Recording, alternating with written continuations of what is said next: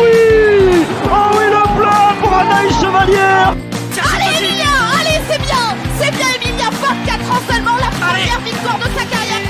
Cet homme est un génie, c'est Mozart sur des skis. Oui, le 5 sur 5 pour Justine Breza, c'est la folie dans les tribunes. C'était un Martin pêcheur, et bien là c'est un Martin tireur, un drôle d'oiseau qui s'envole avec une carabine dans le dos. Il a oublié de mettre des balles dans ses chargeurs apparemment, c'est bien dommage. Bonjour à toutes et à tous et bienvenue pour un nouveau numéro de Biathlon en live, votre podcast 100% biathlon. On est heureux de vous retrouver pour un nouveau numéro, un nouveau tour de l'actualité, pour faire le point sur les dernières news de ces dernières semaines. Et bon, il s'en est passé des choses ces dernières semaines. Évidemment, bon, on va revenir sur l'actualité qui concerne l'équipe de France, et notamment l'équipe de France féminine, l'affaire Julia Simon. Mais on va aussi parler de sport, évidemment, vous inquiétez pas. Mais avant de vous dévoiler le programme complet, je vais accueillir l'équipe qui m'accompagne sur cet épisode, à savoir Aurélie, Cassandre et Émeric. Salut vous trois. Hola, hola.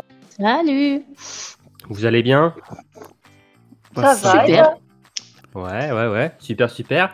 Comment se passe votre été de votre côté là? Est-ce que l'été a commencé de votre côté déjà?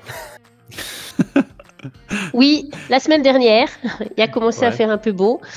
Oui, non, mais bon.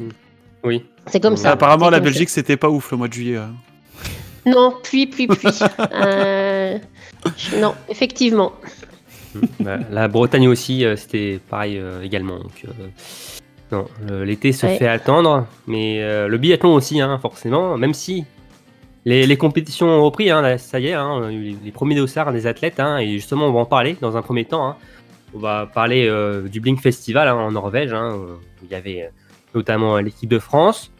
Ensuite, on évoquera le City Biathlon de Wiesbaden, qui s'est déroulé ces derniers jours. On va notamment revenir sur les belles victoires de Lisa Vitozzi de Sturla Holmlegrid. On parlera également des échéances à venir, avec les mondiaux d'été, le Martin Fourcade Nordic Festival avec des start lists qui se sont élargis. Pourquoi pas donner nos petits pronostics. Voilà, ça va être aussi notre préparation avant cet hiver de ce côté-là. On parlera donc dans un troisième temps, comme je l'ai dit, de l'affaire Julia Simon. On va donner notre ressenti, refaire un point aussi complet sur cette affaire, des éléments qu'on a à notre disposition. Et voilà, on va aussi parler des conséquences dans l'avenir, parce que il y aura forcément des conséquences de cette affaire. Et enfin, nous terminerons par quelques news en bref, pour terminer cet épisode d'actualité. Bon, les amis, vous êtes prêts? Oui. Allez, c'est parti, jingle.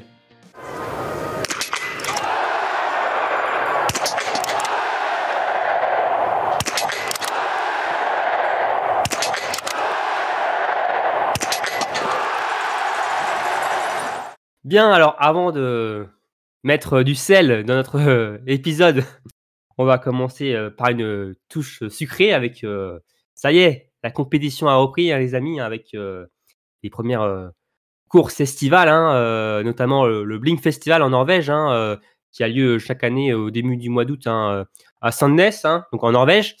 Donc Aurélie, ces compétitions sont déroulées il y a quelques jours, avec plusieurs courses et notamment aussi un concours de tir pour débuter. Oui, c'est ça. C'est traditionnel au Blink. Il y a toujours un concours de tir. D'ailleurs, c'est sympa. Ça devrait se faire plus souvent. Et donc, avec un retour gagnant de Justine Breza-Boucher, qui a remporté le concours de tir féminin, et puis Tarier-Beu pour les hommes. Et entre Justine et Tarier, c'est par contre Tarier qui l'a emporté face à Justine. Oui. Et puis, en plus, il y avait Aucune garantie. C'était pas sur le fil en plus. Non, c'était une belle victoire. Un super sprint le dimanche, je crois, avec une victoire de Caroline. Le vendredi, pardon. Oui, c'est vrai que c'est décalé là-bas. Caroline Knuten qui l'emporte. À noter comme une belle place de Lou Jean Monod, 4e.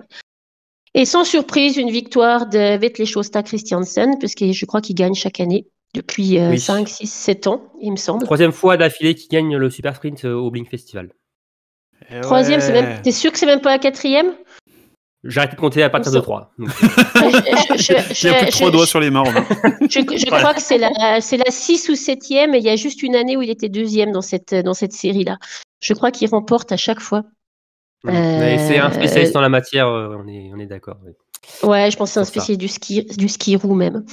Oui. Mais à noter aussi, encore une fois, une belle 4e place de Éric Perrault pour les hommes. Et puis la Mastart le samedi, du coup, avec cette fois-ci une victoire de l'Allemande Hanna Keppinger et Lou Jean Monod sur le podium cette fois-ci avec sa 3e place. Et une victoire de Vebjørn Sørum, le Norvégien. Et là, le premier Français était donc Fabien Claude à la 13e place. Merci, et pour la Mastart Junior, si jamais ça... oui, ça vous intéresse. Ouais. Une belle victoire, vraiment pour le coup, vraiment belle victoire de Lola Gilbert-Jean-Selm devant une armée norvégienne. 13 au départ. 13 14 athlètes au départ, une française.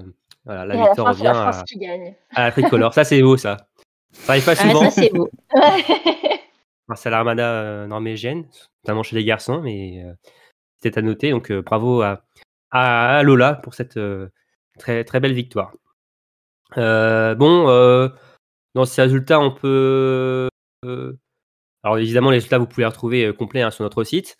Mais globalement, l'équipe masculine norvégienne semble toujours là, présente. On peut toujours compter sur elle. Je pense qu'on peut toujours témoigner ça. Que ce soit les leaders ou ceux un peu plus derrière. Et notamment, on n'oublie pas que Johannes Bö n'était pas là encore cette année. Enfin, il n'était pas là parce qu'il est pour de très belles raisons. On va y revenir plus tard. Mais d'ailleurs, on ne l'a pas précisé. Donc, sur ce Blink Festival, il y avait les Allemands, les Français et donc les Norvégiens, comme grosse nation. Il y a aussi quelques Ukrainiens. À noter que les Norvégiens, c'est pas juste l'équipe A non plus. Ils viennent en masse. En masse, oui. Il y a les équipes, même voir certains clubs peut-être aussi chez les jeunes. Oui, tout ça, les petits clubs, oui. C'est un show. C'est un show norvégien, donc voilà. Voilà. Qui est vraiment ouvert, élargi, pas qu'aux grosses nations, au cador. Donc forcément, ça ouvre des possibilités à d'autres, et notamment Lola Gilbert-Jean-Selm, qui est venue par ses propres moyens aussi, qui n'est pas venue via l'équipe de France. Donc, elle a bien fait. Donc, elle a bien fait de venir. Je crois que c'est la 2e année qu'elle fait ça. Elle l'a fait aussi l'an dernier, ouais. Elle a aussi bien performé, il me semble. Mais d'ailleurs, on l'a pas dit, mais on n'a pas parlé de la montée du Lesboton, Aurélie, parce que les Français l'ont pas fait, forcément. Alors une montée qui est dominée à chaque fois par les fondeurs, forcément. Par les fondeurs, oui, forcément. Évidemment, c'est logique. Après, je sais que Bénédicte Doll s'est bien illustré des hommes. Mais souvent, tu trouves, c'est vrai, tu trouves souvent le premier biathlète assez loin, quoi. Mais c'est normal, c'est pas leur spécialité, puis c'est costaud la montée. Oui, c'est un effort. C'est un peu comme l'Alpe d'Huez. Oui, je crois qu'on l'appelle un peu l'Alpe d'Huez norvégien là-bas, je crois, avec les virages, pour ceux qui ont l'image. Il y a pas beaucoup de virages, ça fait, rien que le voyant, ça fait mal aux pattes déjà. C'est clair. Donc on est bien à le regarder nous de notre côté dans le canapé. Ah si. Voilà, exactement. Mais mais en tout cas après, sinon côté allemand, chez les filles, c'était plutôt intéressant, je trouvais. On a quand même vu pas mal de podiums et de belles performances. C'est sûr que côté norvégienne, on sait, maintenant il n'y a plus Martelsbu et Tjedegoff. Alors Martelsbu, on l'a quand même vu sur le concours de tir. C'était assez intéressant. Je trouvais très sympa. Ouais, c'était chouette. Elle était venue voir sa petite nièce qui participait, qui fait du biathlon en club.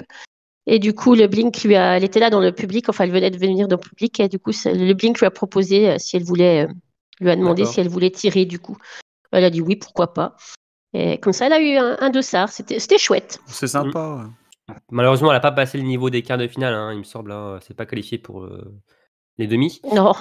Je me souviens bien, mais bon, voilà, c'était surtout pour pas grand-chose, je crois, en plus. Ouais. C'est surtout pour le côté sympa. Hein. 7 dixièmes. Ouais. Aucune galanterie, vraiment.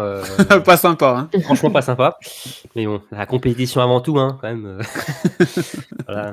Je pense que Martelsbourg reste quand même une grande compétitrice, hein, même si elle est à la retraite maintenant. Hein, mais non, mais en tout cas, ça fait du bien de revoir du biathlon déjà. C'était On chouette. n'avait pas vu. Hein. Même le Blink Festival, c'est un événement qu'on aime bien, forcément en Norvège. C'est le point de départ aussi la seconde phase de préparation finalement les athlètes commencent à continuer à se préparer, mais avec plusieurs rendez-vous sportifs, des compétitions où là on rentre vraiment peut-être plus dans le vif du sujet finalement pour les athlètes. Parce que d'ailleurs on l'a vu avec l'équipe de France, hein, Simon Fourcade l'a dit, hein, que lors de ce stage en Norvège, effectué à Lillehammer, hein, donc bouclé par ce stage à Sandnes, ce Blink Festival, les séances étaient beaucoup plus intenses. Voilà, après, il y a eu plusieurs stages en France, hein, on rentrait plus dans l'intensité et peut-être aussi ils ont peut-être payé aussi durant cette compétition où les Bleus n'ont pas forcément brillé, en tout cas au niveau masculin, hein, tu l'as dit, hein, Fabien Claude 13e seulement hein, sur la mass start. Éric Perrault 4e, ça reste quand même une très très belle performance sur le super sprint. Bon, après j'ai pas souvenir que les Français font toujours des super résultats au Blink non plus, sans que ce soit forcément révélateur sur la. Oui, voilà. Après, comme j'allais le dire justement, c'est compliqué de toute façon de tirer des conclusions sur des shows estivaux. Hein. C'est des formats qui sont déjà sur les championnats de France, septembre-octobre, c'est déjà compliqué de tirer des conclusions. Là, on est encore plus tôt, donc. Mais bon, c'est quand même important parce qu'on se retrouve une première fois contre l'adversité, hein, les Norvégiens, voilà, qui plus est. Hein, c'est Simon Fourcade l'a dit, hein, ils voulaient marquer un peu déjà les esprits face à leurs rivaux. Bon, l'esprit a plus été marqué par les Norvégiens encore une fois. On est passé à côté là, mais bon. Va pas falloir abuser trop du chocolat pour cet hiver quand même. Ouais. Voilà. Peut-être pas trop. Une 4e place, mais cet hiver de podium, s'il vous plaît. Ouais. Peut-être pas trop que Simon lance trop à la Samuelsson de phrases choc comme ça quand il n'y a pas les résultats derrière. Oui. Voilà, après, comme je disais, voilà, on va pas tirer non plus trop de conclusions hâtives, hein, mais bon, les Norvégiens sont toujours là et ils seront là encore l'hiver prochain. Ça, on peut en être certain. On peut leur faire confiance. On peut leur faire confiance de ce côté-là. Et en effet, quand on voit les jeunes aussi qui arrivent derrière, il n'y a pas d'inquiétude à ce sujet-là. Il n'y a pas trop générationnel. Voilà, il n'y aura pas trop générationnel du côté des hommes, c'est sûr, et même du côté des dames, même s'il n'y a plus les leaders. Il y a des jeunes prometteuses qui arrivent, qui ont fait leurs armes aussi sur l'IBU Cup. On pense par exemple à Maren Kierkegaard, la norvégienne, hein, qui, je pense, promet un bel avenir côté de cette équipe. Sans oublier évidemment Ingrid Tendrevold, qui est la nouvelle leader de l'équipe féminine. Hein, et on va voir comment elle va porter je vais pas se dire ce fardeau. En tout cas, là, c'est unique de leader parce que elle le dit souvent, elle l'a redit il y a pas longtemps, je crois, Aurélie, que c'était pas facile pour elle de porter ce nouveau lead et qu'on ne pouvait pas attendre d'elle autant que Martelsbourg et Thierry Lecoff. Exactement. Elle, pour le coup, je pense qu'elle le voit un peu comme un fardeau. Hein. C'est pas une place qu'elle a envie, en tout cas à ce moment-ci de sa carrière ou de sa vie. Elle était plus à l'aise derrière Thierry et Martin. Mais bon, entre guillemets, se cacher un peu derrière ces deux leaders. Maintenant, elle est exposée. Maintenant, les résultats sont un peu sur ses épaules, oui. En tout cas, aujourd'hui. Après, on verra pendant la saison si une autre Norvégienne peut. Mais bon, l'épauler, ouais. Mais c'est vrai que je ne sais pas si elle va le vivre bien. En tout cas, elle a pas l'air d'en avoir envie de ce dossard-là. On va suivre ça avec attention. Donc voilà pour. On te fait confiance, Romain, pour suivre ça de près. On va suivre ça pour de près. Oui, en effet, Eric. Donc voilà pour le Blink Festival qui a lancé les festivités estivales. Et donc dimanche dernier, il y a 2-3 jours, il y a eu le City Biathlon Aurélie. Donc à Wiesbaden, ça se passe dans le land de la Hesse. De la Hesse.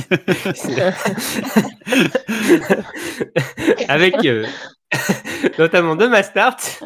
Est-ce que d'ailleurs, tu peux nous donner le résultat de la Mastart féminine, le podium? Alors, on a eu la Masterdam avec une belle victoire de Lisa Vitozzi, une seconde place de Anna Weide et une place Cocorico pour Lou Jean Monod. Donc, deuxième, troisième place sur un show d'été en une semaine.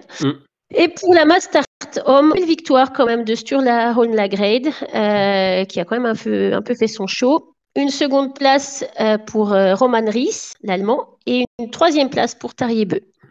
En effet, et Fabien Claude, qui représentait la France sur cette course, a fini 7e sur 9, donc c'était un peu la Hesse pour le Vosgien. Non, voilà, merci Aurélie. Ouais, Lou Jean Monod qui a bien performé sur ce mois d'août là. On sait que c'est un format qui lui correspond, on sait qu'elle est plutôt forte. Le skiroo, elle est costaud. Hein. Même de base, sur le format du Super Sprint, l'hiver, en début cup, elle réussissait plutôt bien. Les formats explosifs où il faut bien tirer, ça lui va très bien. Donc, c'est finalement, voilà, c'est pas une surprise, entre guillemets, de la retrouver là, même si il y avait comme une sacrée startlist. Avec Vitozzi, Weidel, Wierer, Auberg, Pontistikel. Il faut aller faire une place et aller chercher cette place sur le podium parce que sur cette Mastart, elle est ressortie 4e du dernier tir, à 6 secondes de Dorothea Wierer. Et elle a réussi à refaire son retard sur l'italienne dans la dernière boucle. Et des petites boucles. Et elle finit 5 secondes devant. Donc, Mais bon, après, Dorothea Wierer, elle n'est pas explosif aussi comme Lou Jean Monod, donc forcément aussi, c'est un format moins adapté. Mis à part le tir, on sait que Dorothea Wierer, par contre, sur le tir, ça peut être très très fort, notamment en plus sur ce format-là. En plus, elle s'était entraînée d'une manière exceptionnelle, on a vu. Oui, dans sa piscine, ouais. Ça va totalement payer, je crois. Non, pas trop. Mais non, mais sinon, je voulais revenir sur les performances, notamment des vainqueurs, et notamment de Lisa Vitozzi. Alors, je disais, faut pas tirer des conclusions sur ces shows, mais je sais pas d'ailleurs si vous avez pu voir les courses, parce qu'on pouvait pas les voir en France, malheureusement. Mais impressionnante, je trouvais, Lisa Vitozzi. Elle a déroulé son biathlon du début à la fin. Sur la continuité de la fin de saison dernière. Tout à fait. Non, mais j'ai pas pu voir les courses non plus. Donc, moi j'ai vu les courses. Oui, oui, j'ai vu les courses et je trouve qu'effectivement, on a quand même deux beaux vainqueurs. Aussi bien Vitozzi que Lagrade ont fait des... Ouais, ils ont déroulé leur biathlon, ils ont fait... Ils avaient l'air... ils étaient là pour gagner, ça se voyait. Ils avaient l'air sûrs d'eux. Non, c'était chouette. Tous les deux à 3 pioches.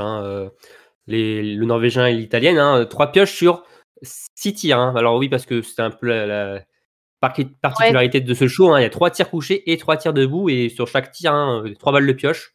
Et si tu ne mets pas si tu ne blanchis pas tes cibles avec même tes balles de pioche, par contre, tu passes par la case prison où tu prends 10 secondes de pénalité par cible non blanchie. Donc c'est un peu ce qu'on a aussi au Martin Fourcade Festival, d'ailleurs. Ouais, c'est pareil, ouais. Voilà, c'est exactement pareil, sauf que là, il y a par contre 6 tirs, donc ça fait quand même une course plus longue. Mais vraiment, avec autorité, ces deux performances-là. Alors, Sturla Holmlagrade a mis un peu plus de temps à se détacher de Roman Ries, qui lui a fait un peu de résistance sur la première moitié de course. Puis après, sur les tirs debout, il a complètement déroulé. Alors que Lisa Vitozzi, elle, dès le début, s'est détachée finalement en tête de course et personne ne l'a revue. Et on n'a qu'à voir l'écart, 45 secondes d'avance sur Anna Weidel. C'est assez impressionnant. Ça pique. Ça pique énormément. Lou Jean Monod à 1 minute avec une casse prison et 9 pioches. Et tandis que Lagrade a fini avec 7 secondes 2 à l'arrivée, mais on l'a vu, Aurélie, il a pris son temps. Profité sur la fin. Il a tapé dans les mains de tous les spectateurs. Il a pris son temps. Il s'est fait plaisir. Ouais, il est allé se faire plaisir. Il est arrivé tranquille, aller taper dans les mains de tout le monde, faire des dabs. Enfin, il s'est amusé. Oui, les gens font encore le dab en 2023. Oui. Sturla, il a un petit côté vieille Norvège, je sais pas quoi te dire, mais j'allais dire vieille France, mais bon. Mais non. Donc je pense que ces 7 secondes-là sont pas très révélatrices. Il aurait foncé, il aurait mis un bel écart. Ouais. Donc ce tour-là peut encore faire mieux dans les célébrations. Hein. Il peut encore faire mieux de ce côté-là. Donc, Ouais. dans le biathlon, tout va Faudra bien. il faudra lui dire. Tu lui diras. Tu lui Bien sûr, diras à Annecy. Évidemment. Tu peux compter sur moi pour ça. Non, et pour revenir à Elisabeth Todi, bon, oui, à surf encore sur la vague de la dernière saison. A aussi noté que sa préparation se passait très bien. Bon, pour le moment, en tout cas, il va falloir compter sur l'Italienne pour la prochaine saison. Avec en plus ce qui se passe évidemment en France, on va en reparler. Peut-être sera-t-elle la favorite finalement pour décrocher le gros globe de cristal. Je ne sais pas comment vous le voyez. On en fera un preview évidemment, mais Ah oui. Ouais, peut-être. J'ai hâte. Mais elle avait bien performé au show estival l'été dernier Oui, aussi. c'est quelqu'un qui elle a déjà emporté Mhm. le City Biathlon de Wiesbaden il y a en 2019. Elle a remporté le Martin Fourcade Nordic Festival aussi, la première édition.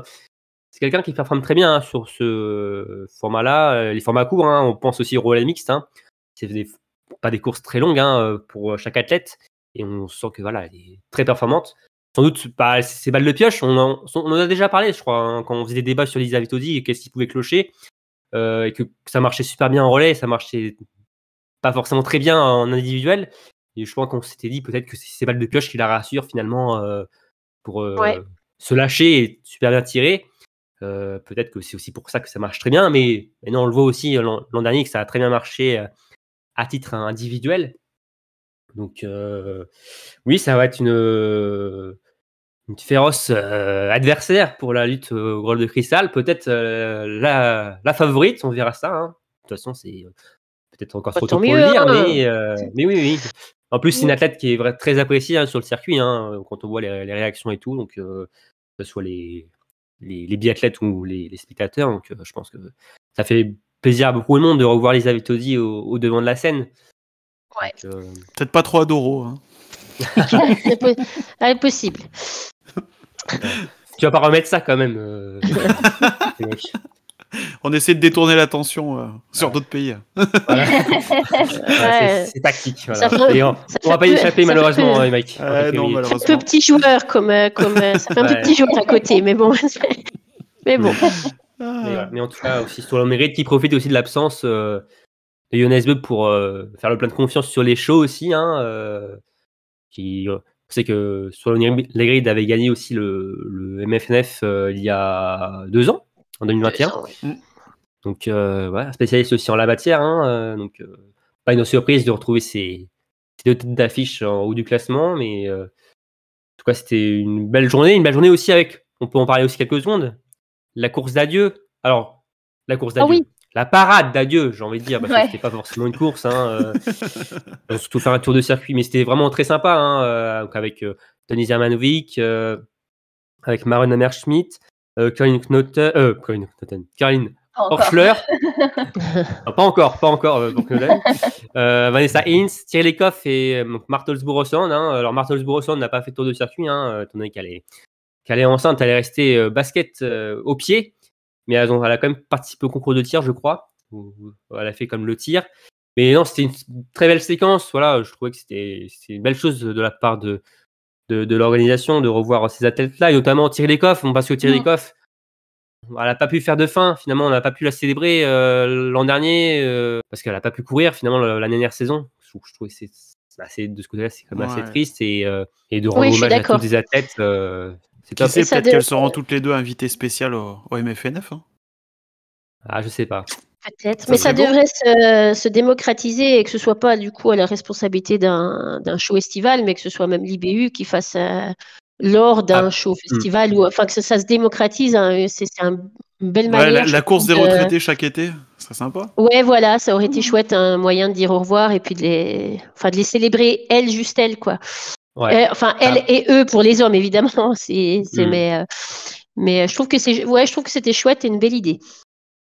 Après, on sait que Martelsbourg-Ossand est sans doute venu parce que son mari entraîne l'équipe d'Allemagne aussi féminine. Ça a sans doute joué dans la balance et aussi peut-être pour tirer les coffres. Oui, sûrement.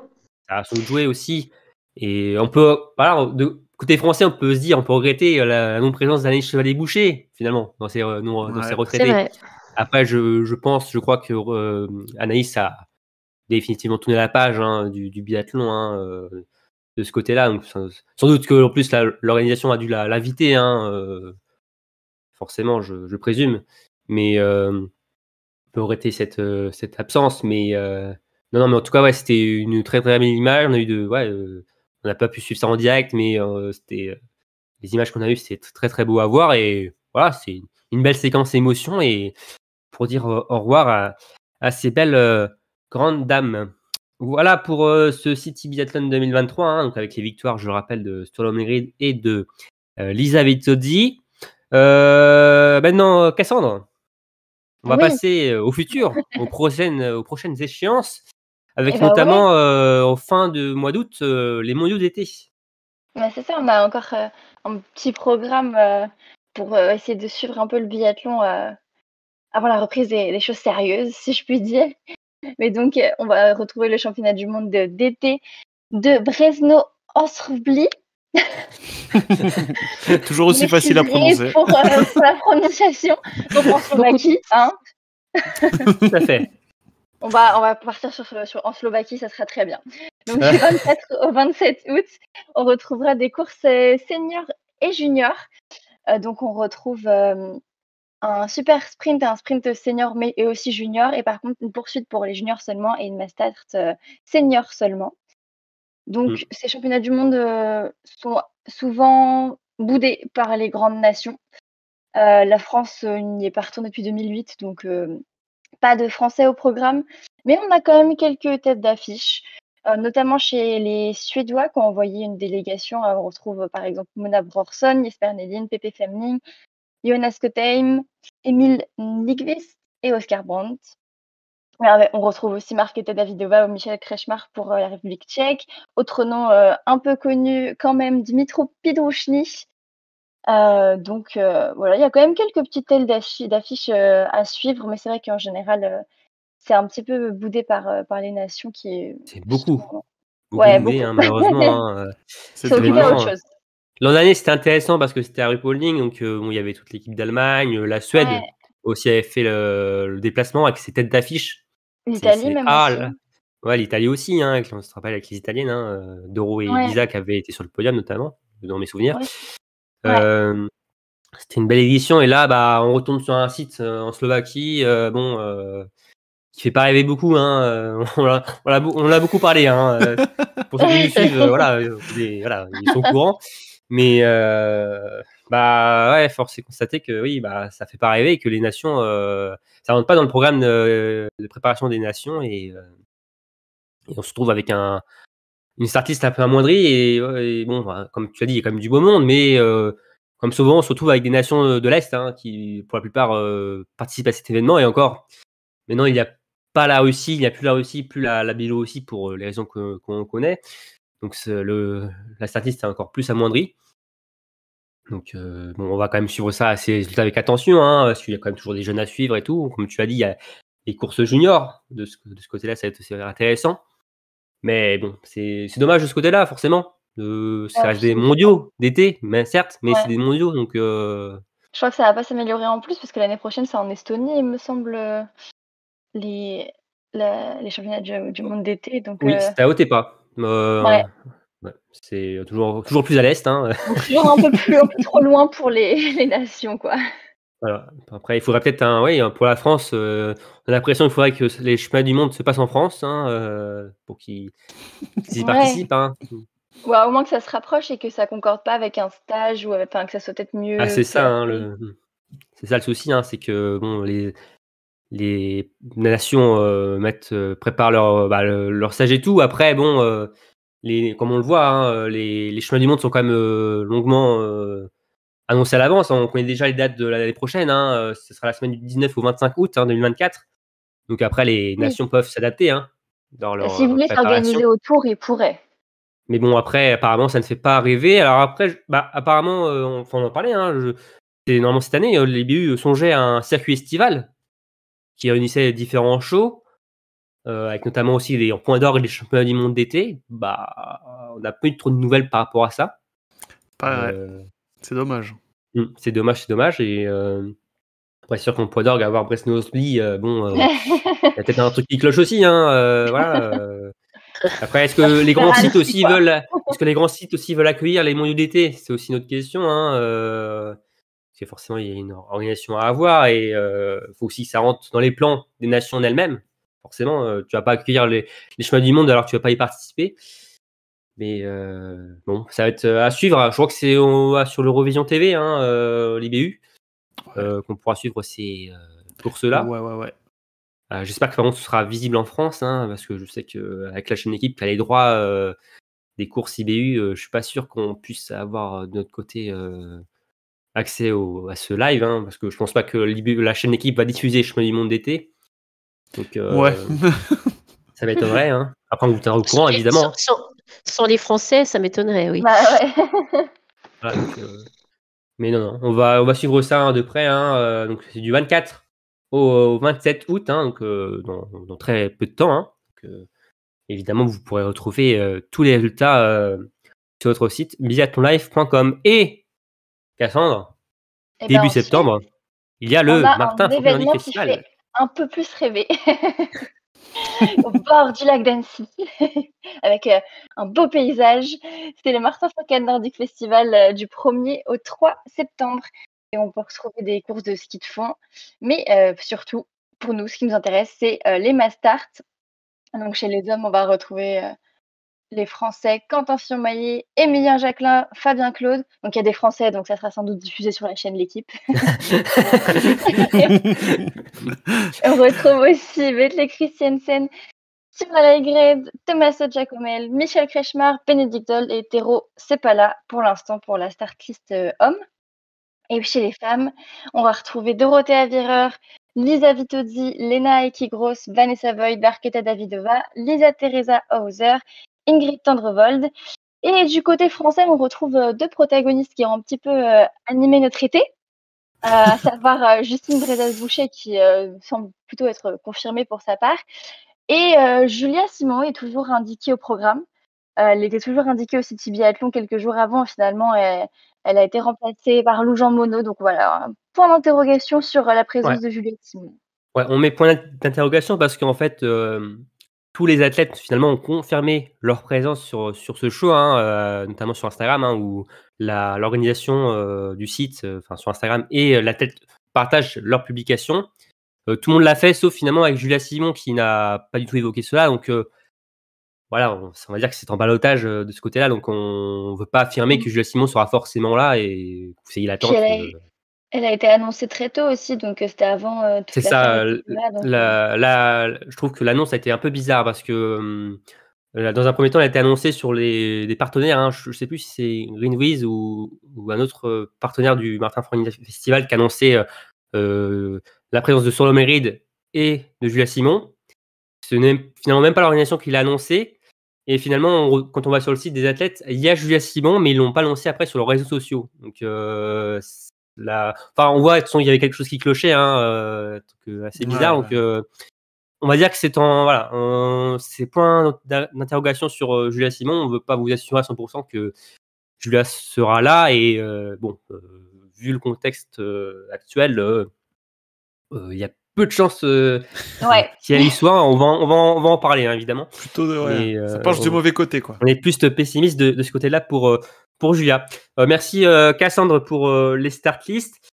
Alors, je ne crois pas que les start lists soient encore complètes. D'ailleurs, l'an dernier, il y avait eu 12-13 athlètes, il me semble, au départ. Là, on est à environ 9 sur les start lists. Mais bon, alors vu qu'on ne va pas se retrouver avant le Nordic Festival, je vais vous demander quand même un peu vos pronostics. Voilà, on va se préparer pour cette saison. Montrer notre efficacité à déguiner de ce côté-là. On est tellement bons. Voilà, alors sur la start list dames, sur la course féminine, qui voyez-vous s'imposer entre les athlètes annoncés? Moi, je vais pas trop mouiller, je vais aller partir sur une Vitozzi. D'accord, qui reste sur sa lancée. elle est sur une bonne lancée. Ça qui fait le Elle doublé. peut continuer encore dessus. Le doublé Nordic Festival et le doublé de cet été avec le City Biathlon. D'accord. Voilà. Cassandre, toi, est-ce que tu suis, mec? Je partais un peu aussi sur Elisabeth Audi, mais j'ai envie de mettre sur le podium Justine quand même. Donc quand même victoire de Vitozzi, hein, si je comprends bien. Ouais, quand même victoire de Vitozzi. Mm. Justine Brézaboucher qui avait fait podium sur la première édition derrière Elisabeth Vitozzi et Dorothée Avirer. Bah voilà. Parfait. Ouais. Oui, oui. Ce n'est pas une breaking news, normalement. Mais... C'est fait, allez, c'est plié. Donc voilà. Et Aurélie. Alors moi j'aurais bien dit Vitozzi aussi, mais pour jouer, je vais mettre une victoire de Lisa Teresa Hauser. D'accord. L'Autrichienne qui participe, ce n'est pas la première fois, également au show de Martin Fourcade. Moi, je vais tenter le doublé de Markéta Davidova, qui s'était imposée l'an dernier. Ouais. Et alors j'avoue que comme ça j'aurais pu dire Lisa Vitozzi vu sa forme du moment et de sa lancée, mais c'est trop facile évidemment. Je prends des risques. Mais non, Markéta Davidova qui est aussi une experte en la matière en show estivaux, qui est très performante de ce côté-là. Donc je vais miser plus sur la Tchèque pour cette course et évidemment on espère aussi des belles performances françaises parce que évidemment, là, on a Justine Brézaboucher, alors peut-être Julia, mais sans doute d'autres aussi, on verra, qui viendront compléter la start list. On a souvent plusieurs Françaises quand même au départ de ces courses-là. Et personne ne mise sur Tendrevold alors? Apparemment non. Moi, j'hésitais quand même entre Vitozzi et Tendrevold, mais... bon. On mise plus pour elle pour l'hiver, voilà. Je pense ouais, que à c'est pour ski. ça. Ouais. Voilà.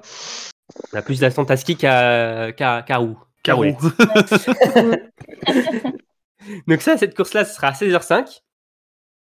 Et à 16h55, il y aura donc la mass start masculine pour conclure le biathlon sur le Martin Fourcade Nordic Festival. Alors, on voit qui? Est-ce qu'on voit une lancée encore de Sturm Legrid? Bah ouais. Ouais. Ouais, moi je pars sur ce tour-là. Il est lancé aussi. Moi j'ai Ouais, deux doublés. Donc tu le vois doubler et encore la mise par rapport au City Biathlon et aussi à une double victoire sur le Martin Fourcade Nordic Festival. Ouais, non, il est costaud là en ce moment, ça va le faire. Aurélie, tu vois aussi une victoire en Norvège, mais peut-être pas de... Oui. Voilà. Moi, c'est aussi un doublé, mais moi, je vois Christiansen parce qu'il est redoutable sur ski roue. D'accord. Après, on sait que la chaleur à Annecy peut faire du mal aux Norvégiens. C'est vrai. Oui, mais au vu de l'été qu'on a pour l'instant, c'est super pour Christiansen. Oui, c'est vrai. Après, j'ai regardé les températures à Annecy et il fait très beau et il fait plus de 30 degrés, donc ouais. Il va falloir se badigeonner de crème solaire pour les Scandinaves. Mais non, c'est vrai que Christiansen fait forcément figure de favori pour ce show estival. Toi, Cassandre, ton pronostic? Je vais suivre Aurélie, moi, ça sera Christiansen. Ouais. Donc du norvégien à gogo pour vous. Ouais. Ça change de ce qu'on a eu. Faut bien mettre les petits pays en avant aussi, de temps en temps. C'est Aurélie qui dit, la Norvège est un petit pays. Donc, oui, c'est factuellement vrai. C'est un petit pays. Oui, d'accord. Et toi, tu mises sur qui? Moi, je vais miser sur Tommaso Giacomel. Allez. Ah ouais, grosse cote. Ouais, grosse moyenne cote. Bon, on peut dire que c'est une grosse cote par rapport à au show. Au plateau. Au plateau, par rapport à des spécialistes qu'on a sur cette course. Mais oui, Tommaso Giacomel, ce serait intéressant. J'étais très content d'ailleurs qu'il soit là, qu'on a annoncé la start list. Mais il devrait tolérer la chaleur, Tommaso, s'il fait très chaud. Il sera chaud, Thomas Chaud. Ouais. Thomas Chaud. Donc voilà. Donc vous serez pas sur place, c'est ça, malheureusement. Non, je peux pas. C'est trop loin maintenant. Oui. Oui, c'est en Belgique, c'est compliqué, en effet. Ouais. Je peux le comprendre. Et Mike, il y a aussi Aurélie, justement. Et aussi Cassandre de Lille, c'est ça? J'allais dire, moi, non, on comprend pas. Non, t'es y aller. plus près de la Belgique, Cassandre, que de. Mais oui, je confirme. Annecy, donc. Je suis presque belge. T'es presque belge, donc finalement, voilà. On a une tribu belge dans l'équipe. Alors que moi, je suis pas presque belge, hein. J'y habite juste. Aurélie n'assume pas d'habiter en Belgique. Non, j'assume totalement, mais ça me rend pas belge pour autant. On a compris. Mais en tout cas, pourtant, tu auras affaire dans quelques jours à la Belgique. On va en revenir dans quelques minutes. Et moi, j'y serai du coup pour prendre part à la fête. J'étais pas allé l'an dernier. Donc on va y retourner et ça va être une très belle fête comme d'habitude. Et en plus, les nouveautés, c'est qu'il y a plusieurs concerts gratuits en plus. Voilà, ça s'améliore d'année en année. Et, voilà, ça va être très sympa comme d'habitude. C'est un beau plateau là. Oui, il y a un très beau plateau. Garçons et filles confondus. Ah ouais. L'an dernier, chez les garçons, ça avait été un peu compliqué. On voyait qu'ils avaient du mal à trouver des athlètes pour compléter la start list masculine. Ouais. Là, il y a quand même du lourd. Hein, donc, ça fait très plaisir à voir. Et on a hâte de voir. On a hâte de participer à la fête. Hein, et même de voir donc, les courses sur la chaîne Équipe. Hein, donc, oui, elles sont diffusées sur la chaîne Équipe, qui est français ou non. Il y a une diffusion sur la chaîne Équipe, comme les premières éditions. Donc voilà pour le Martin Fourcade Nordic Festival et le tour finalement des compétitions entre celles qui sont passées et celles à venir. Et maintenant, on va passer à l'affaire Julia Simon. Hein. On se devait d'en parler forcément. Hein. Alors on n'avait pas été très bon au niveau timing lors du dernier épisode, parce que on avait sorti notre dernier tour de l'actualité. Je crois que c'était un mardi en fin d'après-midi. Et le soir, finalement, tout cela est sorti dans la presse. Donc, c'est une affaire qui est sortie le 4 juillet dernier dans les colonnes de l'Équipe. On apprend que Julia Simon est visée par 2 plaintes, donc de Justine Brézaboucher et d'une membre du staff. La numéro 1 mondiale aurait volé la carte bancaire de sa compatriote lors du Blink Festival en août 2022 pour réaliser des achats Internet allant de 1000 à 2000 €. D'après les infos de Ski Chrono, ce serait pour acheter des caméras type GoPro. Donc, tout cela aurait grandement dégradé les relations entre Julia Simon et le reste de l'équipe de France au cours de la dernière saison, qui ont appris toute cette affaire. On apprend aussi que Justine Brézaboucher aurait, dans un premier temps, voulu régler cette histoire en interne. Mais finalement rien ne bougera entre la FFS et Julia Simon qui nie les faits et qui les nie toujours. Alors elle ne l'a pas dit publiquement, mais par le biais de son avocat, qui a finalement convaincu Justine Brézaboucher de porter plainte. C'est toujours une période aussi difficile qui s'est également traduite durant la reprise de l'entraînement en début mai, avec de nombreux athlètes de l'équipe de France qui ne comprenaient pas finalement l'immobilisme de la situation. La Fédération française de ski s'est alors réunie à début juin, avec en plus Julia Simon et Justine Brézaboucher dans cette réunion, dans une ambiance apparemment très tendue. Et finalement, la FFS a finalement considéré que seuls les résultats de l'enquête pénale permettront de déterminer si les faits reprochés à la championne du monde sont avérés. Malgré cette affaire, le staff bleu a indiqué que Julia Simon n'est pas exclue du groupe France. C'est elle qui préfère s'entraîner seule de son côté, donc depuis le début de la préparation.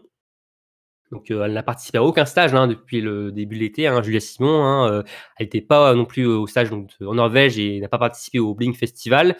Elle a renoncé au City Biathlon de Wiesbaden.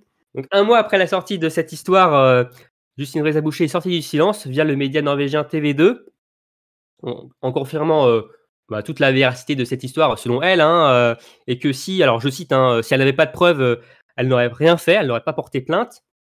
Et dans le même temps, dans cette interview, la championne olympique de la mass start a reçu le soutien d'une de ses coéquipières, à savoir Lou Jean Monod, qui a confirmé finalement que l'ambiance n'était pas du tout bonne depuis longtemps au sein du groupe de l'équipe de France, notamment sur la saison précédente. Mais la doubiste ouvre quand même la porte à Julia Simon et qu'elle serait prête à pardonner donc à sa compatriote si elle faisait un gros effort. Bon, bah, c'est une histoire qui a fait couler Grand beaucoup bruit. d'encre, hein. Grand bruit, hein, forcément, hein, une histoire inattendue. Alors, on va être honnête avec vous, on était au courant de certaines choses hein, depuis un bon moment. D'ailleurs, depuis début avril, hein, on nous avait donné l'information comme quoi, alors je cite hein, aussi ce qu'on nous a dit, hein, que Julia Simon avait volé la carte bancaire de Justine Brézaboucher. Alors, je peux vous dire que dans un premier temps, bon, j'ai rigolé, hein.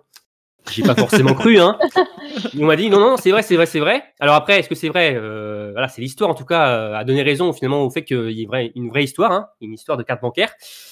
Et c'est sorti finalement voilà, début juillet. Et on a su avant aussi quelques jours de cela que bah, c'était pour cette raison aussi que Julia Simon ne s'entraînait pas avec le groupe. Après, évidemment, on avait trop peu d'éléments finalement pour en parler, hein, parce que bon, ce n'était que des paroles, hein, donc on ne pouvait pas sortir cela comme cela. Cela, hein, c'était quand même ces propos, quand même ces choses assez graves hein, finalement au sein de l'équipe de France. Mais bon, tout a été déballé finalement dans la presse. Bon, c'est une histoire quand même qui est assez triste, qui fait du mal au biathlon français notamment, aux athlètes en premier lieu, à Justine Brézaboucher, à Julia Simon, hein, mais non à Lou Jean Monod, hein, qui a pris la défense de sa compatriote. Pour vous, qu'est-ce qui ressort de tout ça? Qu'est-ce qui ça vous inspire? Quel bordel, quoi. Ouais, effectivement, c'est triste. Je vois pas trop comment l'équipe va s'en sortir intacte dans son intégralité. Je pense qu'il y aura forcément des athlètes, que ce soit Julia ou Justine, qui vont y perdre des plumes là-dedans. En l'état, je vois pas trop comment Julia peut réintégrer l'équipe au jour d'aujourd'hui. Après, bon, à voir avec l'enquête et les résultats de l'enquête, mais ça me paraît quand même très, très compliqué. Bah, de ce qu'on comprend, c'est que oui, Julia Simon semble complètement esseulée, hein, que tout le groupe finalement est Oui. contre elle, si je puis dire. Hein, Bah, c'est ce qu'on lit, mais quand on voyait tous les après-courses sur la chaîne L'équipe, moi j'avais pas l'impression qu'il y avait un problème d'entente entre Julia et surtout Sophie Chauveau, quoi. J'ai l'impression même qu'elles étaient très copines.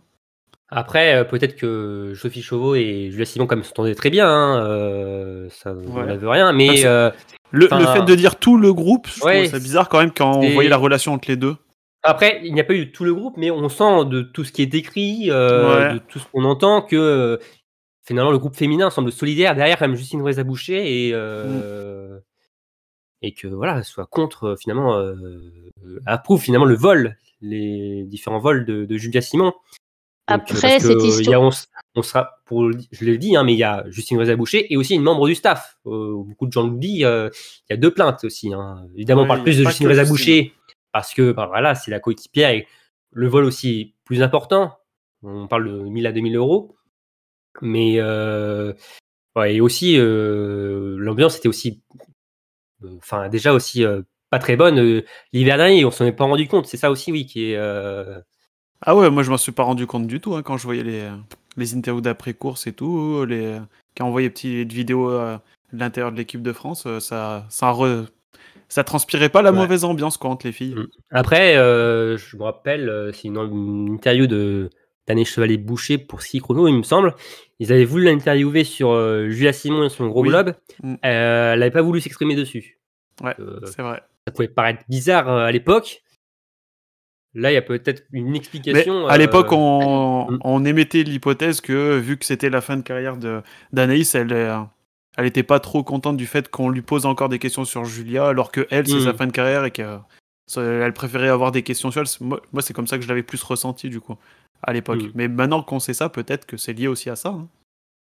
Tout à fait. Ce sont que des suppositions, mais c'est... Ouais, c'est triste. Toi, Cassandre, t'en penses quoi de cette affaire? Bah ouais, c'est dommage pour toute l'équipe déjà que la saison dernière, on se posait des questions déjà sur l'ambiance chez les garçons, et en plus on se pose des questions sur l'ambiance chez les filles.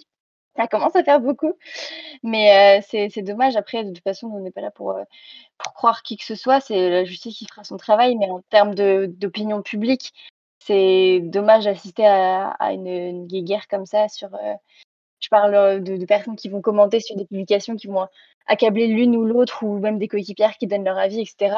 C'est une affaire qui a essayé de se régler en interne, ça s'est pas fait, donc ça a dû être sur la place publique.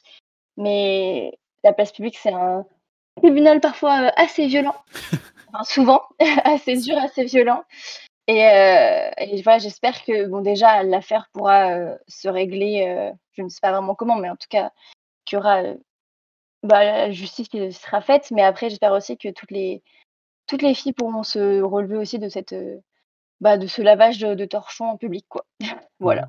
Ouais, finalement, je sais pas vous, mais moi, toutes les réactions finalement que ça a engendré, ça m'attriste finalement plus, ça me touche plus que finalement l'histoire en elle-même. Je m'attendais pas quand même à un tel déferlement sur les athlètes, notamment, faut le dire, sur Lucien Boucher et sur Lou Jean Monod, ils m'ont pris plein la gueule, faut le dire. Après, alors on n'est pas là, nous ici, pour dire qui a raison, qui a tort.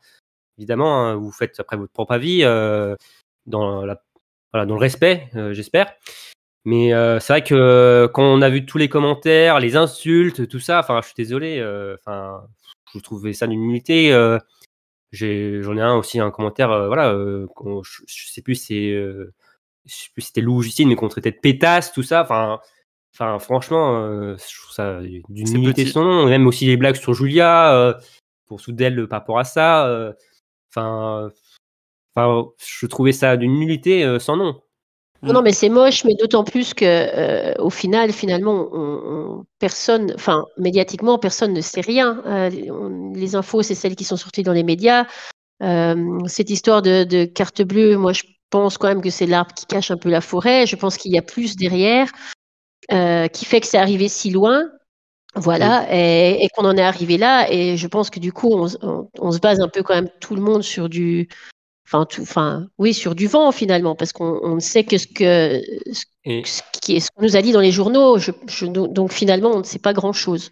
Et l'affectif rentre en jeu aussi pour les observateurs, les supporters seront souvent, la plupart du temps, on va être honnête, avec les performances de Julia Simon, qui est la meilleure biathlète du monde, qui a fait rêver tant de gens l'an dernier. Forcément, on a plus envie de se mettre derrière elle, que c'est la grande championne qui nous a inspiré ces derniers mois. Je pense aussi beaucoup de gens se raccrochent à ça aussi. C'est certain, mais à soutenir quelqu'un et après à dégrader les autres aussi, quoi. Voilà. Oui, j'allais le dire. Ça la met pas en valeur. Ça met pas Julia Simon en valeur d'aller insulter Justine et vice versa, je veux dire. N'importe ça. Donc je vois pas trop je comprends pas trop pourquoi tant de violence non plus, et ça reste quand même une affaire, même si elle est publique maintenant, ça reste quand même une affaire privée entre elles, c'est de l'extra sportif, et puis voilà. De l'extra sportif, il y a quand même des conséquences sportives. Certes, mais Justine, elle n'a pas porté plainte contre moi ou contre nous les fans, et Julia, elle n'a pas volé une carte bleue à nous, je veux dire, c'est une affaire entre elles. Et c'est public, mais je veux dire, ça surtout qu'en plus, encore une fois, on ne sait pas grand-chose. Donc, je ne comprends pas la montée de violence aussi extrême contre les athlètes à ce niveau-là. À ce niveau-là dans l'enquête. On est en 2023 et que c'est la mode de s'acharner sur les réseaux sociaux, d'insulter. C'est ça, c'est moche. C'est moche, c'est triste. Je suis à la fois surpris et pas surpris, parce que finalement une histoire pareille en biathlon, jamais j'aurais pu imaginer une telle chose. Franchement, là on atteint un stade. J'ai mal à mon biathlon, vraiment, que ce soit l'histoire en elle-même et les réactions. Mais après, quand on voit dans les autres sports, et même aussi dans tous les domaines, sur les réseaux sociaux, la violence et tout qu'on a, finalement c'est un peu étonnant d'un côté, je trouve. Ouais, mais dans une situation comme ça, mais après on est quand même dans un monde du biathlon où c'était quand même plus de bon enfant. Ouais, c'était quand même assez bienveillant. Moi, je pense surtout aux athlètes, sans même parler de Julia ou de Justine, mais même les autres biathlètes, quand ils voient qu'en fait les fans sont prêts à insulter à ce niveau-là pour je me dis, mais ouais, ça doit pas leur faire plaisir à eux non plus de voir le niveau de certains fans, pas tous évidemment, mais de certains. Oui, parce qu'après, évidemment, ce n'est que d'une poignée de personnes. Même si on a quand même beaucoup de commentaires, y a beaucoup de gens qui ne sont pas sur Ils les font réseaux beaucoup de bruit. sociaux, qui d'ailleurs sont peut-être même pas au courant de l'histoire parce que certains ne suivent pas l'actualité du biathlon durant l'été. Hein. Voilà. Peut-être cet hiver, il y aura peut-être pas Justine ou Julia au départ, ils vont se demander pourquoi. Ouais. Peut-être totalement Il y en a qui vont surpris. atterrir. Il y en a qui... ouais, voilà, c'est exactement. Mais non, je suis assez triste finalement, surtout des réactions que ça a engendré. Je suis assez déçu. Tout ce qu'il y a eu autour de ça. Mais après, tu le disais, Aurélie, ça a été déballé dans la presse. Pourquoi aussi peut-être aussi, est-ce qu'il faut remettre en question la fédération française de ski dans cette histoire?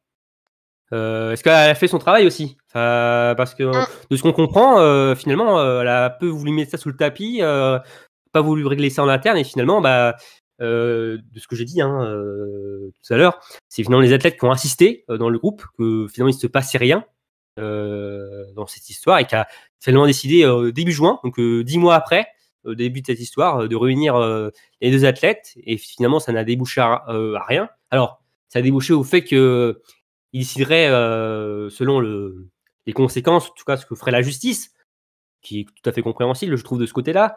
Mais on comprend que Justine Bressa-Boucher aurait, je dis bien aurait, parce qu'on va rester au conditionnel, voulu régler ça en interne, cette histoire, avec la Fédération française de ski et Julia Simon quelques semaines après cette histoire, mais on comprend que finalement rien n'a été fait.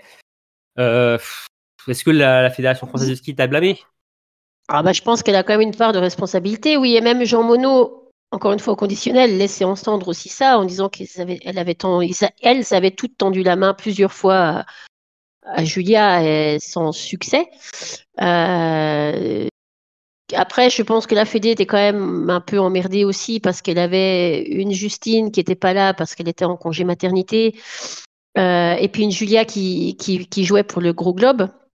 Donc je pense qu'elle était quand même un peu dans un... Après, ce que je comprends, ce règlement interne dans un premier lieu a eu lieu avant la saison. Hein. Oui, c'est vrai, c'était à la fin de l'été. Julia n'avait rien de... Voilà, c'est vrai, c'est vrai.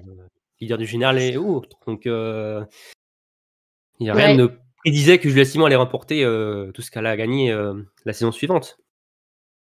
Donc, Après, c'est sûr que pour la FFS, ça...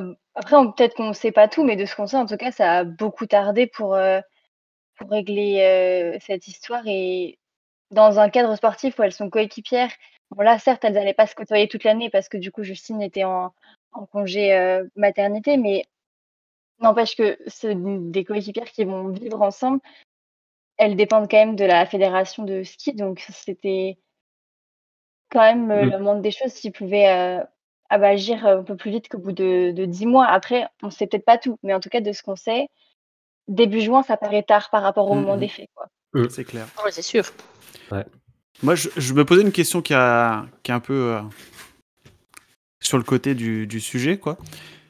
Si les faits sont avérés et qu'elle est coupable des faits qui lui sont reprochés, comment ça se passe après avec le permis de port d'armes quand tu as un casier judiciaire? Est-ce qu'elle aura toujours le droit? Là, c'est une question, je sais pas. Mais je crois qu'il y a une valeur, en tout cas éthique et morale, pour faire partie de l'équipe de France. Il me semble avoir Lisa qui fait que de toute façon, sa place en équipe de France serait grandement menacée. Ouais. Pour le port d'armes, je sais pas. Après, pour un vol, peut-être que ça n'a pas de conséquences par rapport à ça. Hein. C'est du tir sportif, je sais pas. En vrai, je ne sais pas cette question, mais oui, elle peut être intéressante à voir dans l'avenir. Mais oui, on a parlé des conséquences. Voilà, les mecs. Pour le moment, les conséquences, elles sont contre. Enfin, Julia Simon, qui ne s'est pas entraînée depuis le début de la préparation avec le reste de l'équipe. D'ailleurs, on voit qu'il y a quand même un problème avec le collectif. Étant donné que Justine Bressa-Boucher n'était pas là au début des stages, que Julia Simon n'était pas là au début également. Donc il n'y a pas qu'un problème Julia Simon, Justine Bressa-Boucher. Mais donc elle n'a pas pris part au Bing Festival, elle a renoncé au City Biathlon de Wiesbaden. Alors on en parlait là tout à l'heure donc, du Martin Fourcade Nordic Festival. On va être honnête, on voit très mal comment Julia Simon pourrait être au départ, surtout sur un événement en France. C'est clair. Au City Biathlon, on pouvait vraiment se poser la question quand même. parce que bon, c'est pas l'équipe de France qui va à Wiesbaden, hein, mais c'est comme chaque athlète, hein, souvent même avec un coach. Oui, alors, il y avait quand même Fabien Claude dans l'équipe, oui, mais voilà, c'est c'était pas la seule féminine. Exactement, donc on pouvait toujours penser et croire que Julia Simon serait au départ. Finalement, non. Alors, on n'a pas eu la raison officielle de sa non-présence à Julia Simon, mais bon, il n'y a pas forcément trop de doutes sur sa. La Fédé voulait pas qu'elle représente la France. Oui, après, ça c'est des hypothèses, ça après, hein, mais voilà, mais en tout cas voilà. Et bon, sur le Matin Forêt Nordique Festival, on voit très mal comment Julia Simon pourrait être là. Comme je le disais, elle n'a pas confirmé sa présence au show de Martin Fourcade comme les autres athlètes. Donc voilà. Mais même elle, je sais pas si elle avait le choix vraiment, si elle voudrait y aller concernant toute l'affaire qu'il y a. Je sais pas, comme vous l'avez tous dit là, mais c'est en France. Le tapage que ça ferait et la pression psychologique, les attaques qu'elle pourrait subir, je suis pas sûre qu'elle aurait envie non plus. Hein. Exactement, et la saison va vite arriver, hein, finalement, avec aussi les chemins de France, les Savoir Tour, les différents stages, et c'est vrai qu'actuellement, on voit très mal comment Julia Simon pourrait réintégrer l'équipe. Hein. Si l'histoire, la justice ne bouge pas, en tout cas, on reste au point où on en est actuellement. Ça paraît compliqué. Ça paraît très compliqué. Hein. Elle s'entraîne seule de son côté, même au niveau des performances sportives. Ah oui, elle s'entraîne. Il y a une raison si tout le monde s'entraîne en stage et en équipe, quoi. Exactement, certes, oui, elle s'entraîne toute seule, mais oui, il y a une bonne raison s'il y a des stages en équipe, tout à fait, dans un élan collectif, et même forcément, quand tu es plusieurs, je pense que c'est plus facile aussi de s'entraîner, de faire de longues heures d'entraînement avec tes collègues que seul.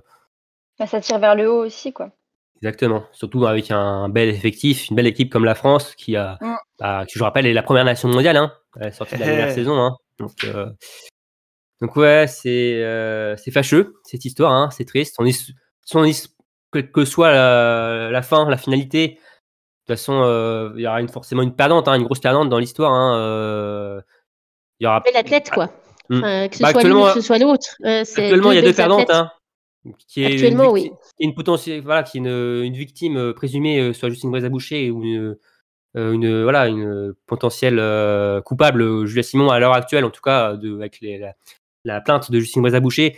Il y a quand même deux perdantes dans l'histoire. Hein, mais bon, si la justice fait son travail avant le début de saison, il y aura une très très grosse perdante, et ça risque d'être compliqué pour la suite.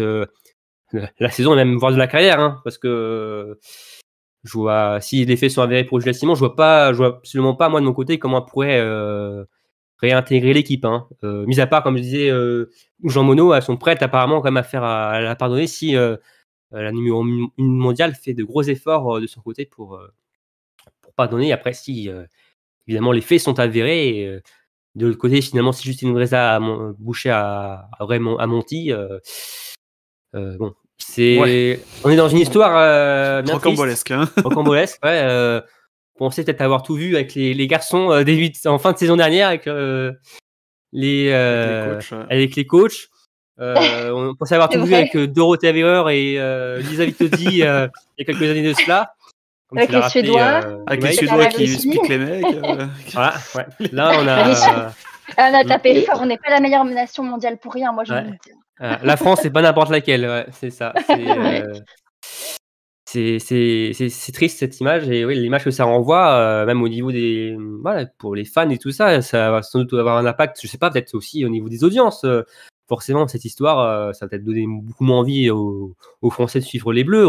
Déjà que les garçons, c'était pas terrible, ça renvoyait pas une belle image, avec les performances en plus qui étaient moins bonnes.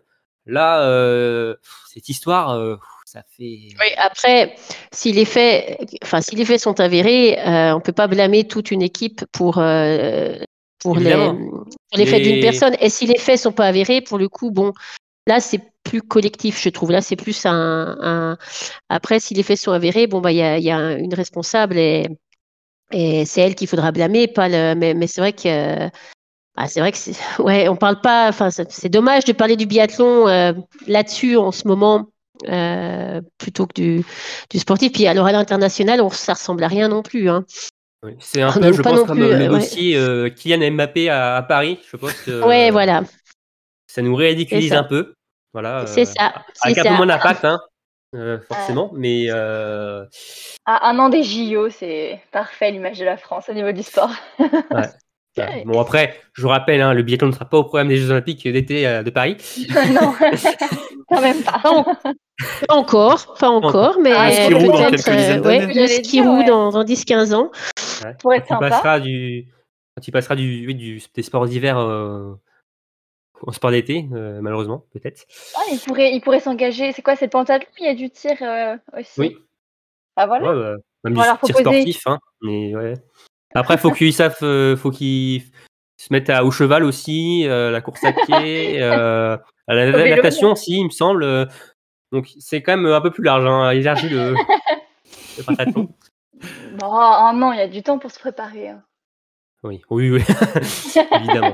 évidemment. Mais non, en tout cas, ouais, cette histoire nous fait beaucoup de peine, hein. On espère que ça sera réglé le plus vite possible et qu'on passe à autre chose. Mais bon, quoi qu'on dise, hein, quoi qu'il se passe, il y aura forcément des conséquences sportives pour cette équipe de France féminine qui continue quand même sa préparation. Alors, on va faire un point quand même sur les stages des Bleus, hein, alors qu'ils étaient garçons et hommes, hein, garçons et femmes, pardon, du côté de la Norvège, hein, à Lillehammer. Donc, dernièrement, du 22 août au 2 septembre, donc ça va vite arriver, ils seront du côté de Font-Romeu, dans les Pyrénées orientales, hein, sur les terres de Martin Fourcade et de Simon Fourcade, hein, notamment, hein, pour un long stage. Donc voilà. Ensuite, fin septembre, ils seront du côté de Bessan, donc pour un nouveau stage en altitude. En octobre, ce sera après Manon pour un avant-dernier stage. Puis enfin, les Bleus termineront leur préparation du côté de Bessan du 30 octobre au 12 novembre pour un stage sur neige. Et donc oui, Aurélie, tu te posais la question, je sais, les Bleus n'iront pas en Norvège ou en Suède cette année. Hein, il n'y aura pas de course de Souchon ou d'Idereux pour les Bleus. Ouais. Donc, Tant pis. C'est dommage. Hein. C'est toujours Raison sympa ces budgétaire. courses. Du coup, elles ne seront pas diffusées. j'imagine. Elles ne seront pas diffusées, oui. Voilà, exactement. Voilà. Aujourd'hui, c'est le thème de la diffusion. Voilà. On a toujours un petit thème. Je crois que la dernière fois, il y a l'argent. Je sais plus c'était quoi d'autre. Là, c'est la diffusion TV. Oui, il n'y aura pas de diffusion TV française pour le Souchon, les courses de Souchon et les courses d'Idreux en Suède. Hein, où étaient les Français l'an dernier. Donc oui, c'est dommage. Hein, c'est toujours sympa, mais voilà. Donc stage donc en France avant de partir pour les débuts de saison pour l'équipe de France A. Hein, je précise. Hein, à à Östersund en Suède. Hein. Kontiolahti, ce sera la saison suivante. Ils sont en Finlande, mais on débutera à Östersund à partir du 25 novembre avec des relais mixtes. Et je trouve ça sympa, moi, qu'on retrouve des relais mixtes en ouverture. Parce qu'on avait un peu oublié ça ces derniers temps. Là, on commençait par des courses individuelles, notamment l'an dernier. Hein. Après, ça a été un peu chamboulé avec la Coupe du Monde. Hein. On sait qu'ils avaient dû un peu refaire leur calendrier aussi par rapport à la Coupe du Monde de football. Mais là, on retrouve des relais mixtes en ouverture en Suède. Et voilà, on commence en douceur, je trouve. C'est toujours très sympa d'avoir ces courses par équipe. Une émulation collective en plus, hommes et femmes confondus. Quand il y a un bon résultat, c'est pour toute l'équipe, donc ça lance bien, quoi. Voilà, tout à fait. Donc la Suède, l'Autriche, Orfilsen et Lenzerheide pour terminer ce mois de décembre, hein, donc en Suisse. D'ailleurs, finalement, c'était une bonne chose qu'il n'y ait pas le Grand Bornand cette année. Hein. Au vu de ce qui se passe au sein de l'équipe de France, les réactions sont engendrées. Hein, la vache, donc, oui. Peut-être qu'on oui. Finalement, on va peut-être oui. Peut-être pas une mauvaise chose qu'il n'y ait pas le Grand Bornand, mais bon, évidemment, c'est quand même toujours une belle fête au Grand Bornand et on a hâte d'y retourner dans un peu moins de 2 ans, hein, qui sera de retour au programme. Hein. Fin décembre, hein, la semaine du 16 au 22 décembre 2024, avec très certainement le même programme qu'on a habituellement, un sprint, poursuite et mass start. D'ailleurs, qu'on retrouvera à Lenzerheide comme première d'ailleurs en Suisse, hein, et qui organisera l'année suivante les mondiaux.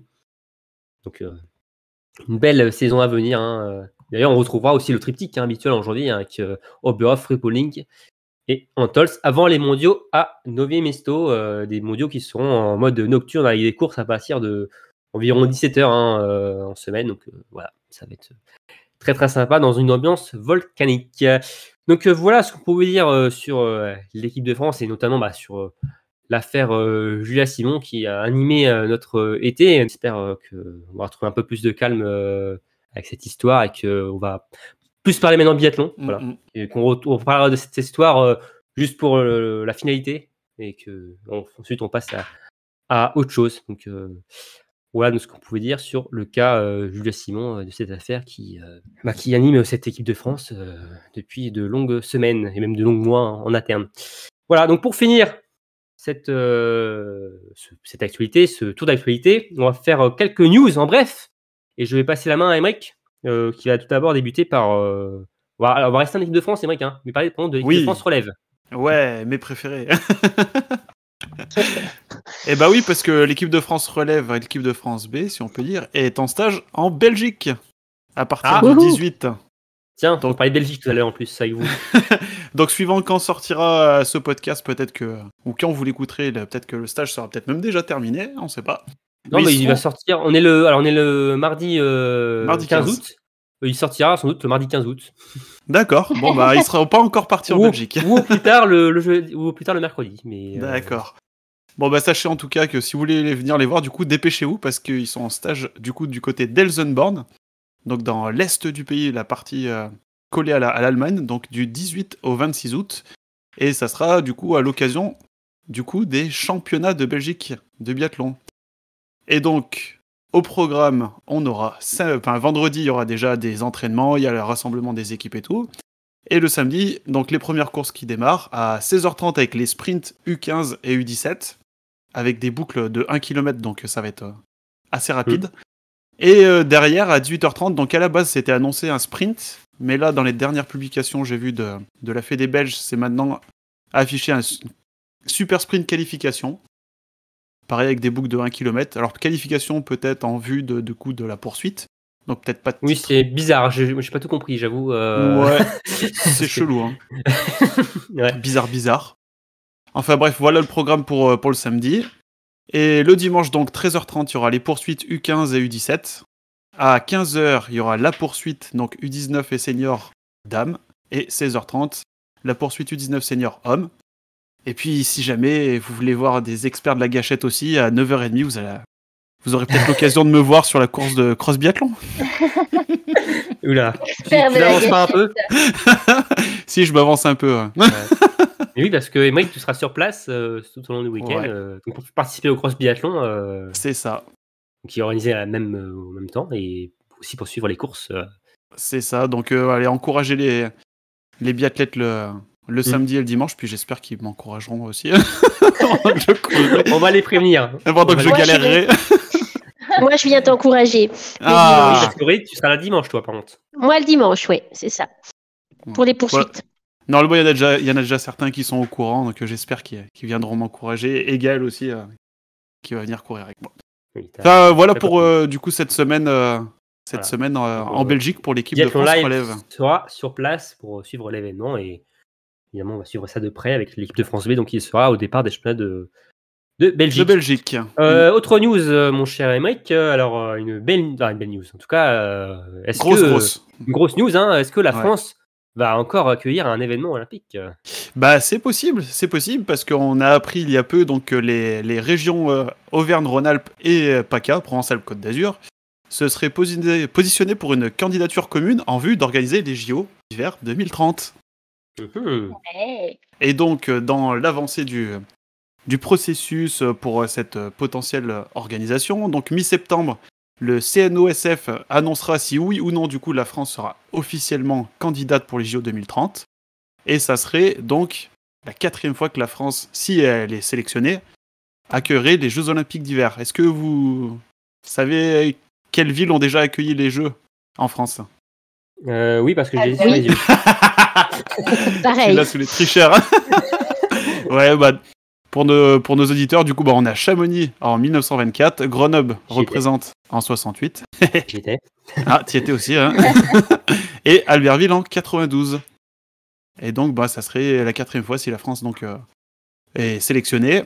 Mais elle a fort à faire puisqu'en face, il y a déjà trois villes qui se sont positionnées. Donc Sapporo au Japon, Salt Lake City aux États-Unis et Stockholm en Suède. Et peut-être un 5e candidat avec la Suisse qui réfléchit également à se positionner sur le dossier. En effet, une belle diversité, une belle potentielle candidature. Une belle donc après, ce que vous en pensez ou pas, parce qu'on sait que forcément, ça a un coût. Hein. En plus, on a les jeux en 2024. On sait qu'il parle de peut-être reprendre aussi certaines infrastructures des jeux d'Albertville 92. Ouais. Voilà. En tout cas, c'est vrai que bon, il y a. S'ils viennent, le biathlon, à mon avis, ça se passera à la FEC là. Ouais, parce que les saisies. Ou peut-être qu'ils referont un stade. Oui, peut-être qu'ils referont un stade, hein, tout simplement aussi. Ouais, imagine, nous font un beau stade à l'Alpe d'Huez. Ouais, ou à Saint-Malo. Ça pourrait être pas mal à Saint-Malo. À Saint-Malo, je suis pas sûr que ça soit dans la région Aura ou PACA. Hein. Oui, bon, c'est pas loin. Tous les chemins mènent en ouais, c'est comme les JO de Paris avec les courses de surf à l'autre bout de la planète. Voilà. Ou le tir à Châteauroux. T'as un problème avec Châteauroux ? Non. Parce que je suis né à Châteauroux, voilà, pour ceux qui ne le savent pas. Voilà. Donc, voilà. Mais je vais pas pour ça aller voir du tir à Châteauroux. Ok, bon, en tout cas, on va suivre ça de près, évidemment, et on aura toutes les infos sur notre site. Autre news. Donc là, une news un peu plus maussade, triste, hein, la grave blessure de Camille Lazouk. Oui, la polonaise, du coup, qui, lors d'un stage au Passo di Lavazze, du côté de l'Italie, elle a fait une chute quand même assez grave à Skirou. Et elle s'est fait quand même assez mal, plutôt même très mal à la jambe gauche, et ce qui lui a valu une intervention chirurgicale où ils ont dû l'opérer, lui mettre des vis et tout pour remédier à sa blessure. Et les news de sa fédération, elle fait un peu peur parce qu'ils sont inquiets quant à la poursuite de sa carrière. Donc, au vu de cette news-là, on pouvait être inquiet. Bon, après, elle a été quand même plutôt rassurante sur ses réseaux sociaux en disant qu'elle avait l'intention de revenir plus forte. À voir ce qu'il en sera d'ici quelques mois. On lui souhaite un bon un prompt rétablissement. Mais... Ouais, et en tout cas, oui, vous pouvez voir sur Instagram, elle a posé quelques photos et on voit justement la photo de la radio avec des vis au niveau de son genou. Enfin, en tout cas, oui, c'est l'air très très sérieux pour Camille Lazouk. Et enfin, dernière news, on voulait quand même finir avec une news positive, hein, et celle-là, je ne pouvais que la laisser à Aurélie. Avec une naissance, un nouveau membre de la famille Beu. Alors, Johannes Beu est effectivement devenu papa d'un deuxième enfant, une petite Sophia, en juillet, je crois. Et donc, à voir si ça va perturber sa saison à venir. Ben oui. En tout cas, Sophia n'aura pas fait une Gustave. Oui, pas en pleine saison, quoi. Oui, c'est vrai. Ils ont mieux planifié cette fois-ci. Ouais, ils ont mieux calculé, ouais. Mais oui. Ils n'avaient pas empêché de quand même de gagner la saison 2020. Hein. Mais rien n'empêche de gagner Johannes. C'est même le comment on dit non, pas le catalysé, ça se dit pas. Le cannibalisé. Ouais. Carton pour ça. Non, en tout cas. Non, après. Johannes Beu prépare l'avenir déjà. La relève. Gustave et Sophia. Donc, félicitations à lui et à sa femme Eda. Et donc, oui, Johannes qui fait un stage à part. Qui n'a pas pris part à aucun entraînement collectif depuis le début de l'été, et qui devrait faire son retour dans le groupe fin septembre. Normalement, c'est ce qui était prévu, normalement, officiellement, avec la fédération. On va voir s'il revient à cette période-là ou plus tôt, mais en tout cas, il s'entraîne en solitaire de son côté, mais il a avec son beau tapis dans sa maison. Oui, son petit pas de tir dans le jardin, et puis... on n'est pas inquiet pour lui. Non. Ça devrait. Après, ceci dit, il vieillit aussi, Johannes, et à un moment donné où ça sera moins bien, forcément. Donc, on ne sait jamais en début de saison. Il y a une année où ça sera vrai. Il y a une année où ce sera vrai. Si on le dit tous les ans, on finira par pas se tromper. Avant qu'il raccroche, il y a un moment où ça se verra. On dira voilà, on l'avait dit. C'est comme pronostiquer Johannes Beu sur les pronostics vainqueur du général. Tous les ans, tu es sûr d'avoir raison au moins une fois. Ouais, c'est ça. C'est ça. Donc, voilà pour cette dernière news, une belle news. Et encore toutes nos félicitations à la famille peu. Donc voilà pour ce tour de l'actualité. Je crois qu'on a bien fait le tour des dernières news de ces dernières semaines. Merci Émeric, Aurélie et Cassandre. Bah merci à vous. Merci à vous. Cool. Je vous souhaite une belle fin d'été, pluvieux ou ensoleillé, je ne sais pas, mais en tout cas. Ah, il commence à faire beau en Belgique maintenant. L'été arrive enfin. Enfin, Ouais. il y aura de beaux championnats de Belgique alors prochainement Encore, à Elsenborn. Oui. Ça fait rêver, ça fait envie. Championnat de Belgique de biathlon. Je pense que c'est une expérience sympa. Je me réjouis. Oui. En plus, je disais, c'est dans la partie allemande belge. C'est la partie germanophone. Ouais. Ouais. Voilà. Donc, ce sera... Sur un stade tout neuf qu'ils ont inauguré l'été dernier, ça va être. C'est ça, c'est un très beau stade en effet, en plus de ce qu'on voit comme image. Et on aura nos reporters pour le voir de. Ah, pour le tester, même, je vous dirai comment aller la piste. Ouais, ce sera Tu nous parleras de la neige aussi, Émeric. Ouais. Ne fais pas trop de dégâts quand même sur les infrastructures parce qu'après il y a des vrais athlètes qui passent derrière. On l'a dit, Émeric. Mais non, mais en tout cas, on vous tiendra au courant sur les performances d'Émeric évidemment. Et bah oui. On vous souhaite aussi un très bon Martin Fourcade Dick Festival. Heureux aussi de vous retrouver sur place pour ceux qui y seront et de vous croiser et d'échanger avec vous. Et voilà, merci encore à tous de nous avoir écoutés. Comme d'habitude, n'hésitez pas à liker, à partager notre contenu, aussi à réagir sur l'actualité que nous avons évoquée cette dernière heure. Merci à tous et on vous dit à très vite pour un nouveau numéro de Biathlon Live. Salut tout le monde. Ciao.